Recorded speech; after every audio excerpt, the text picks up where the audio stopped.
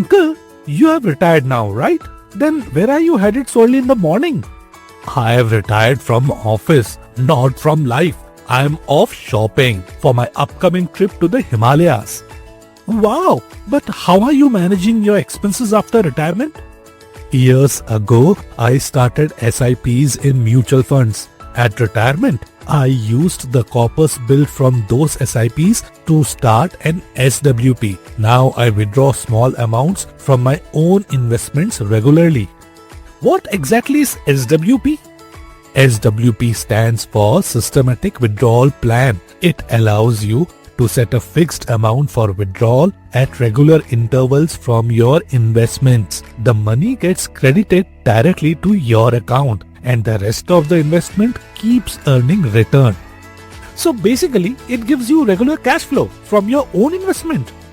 Absolutely. You can set a steady income stream based on your needs at intervals you choose. That's smart, uncle.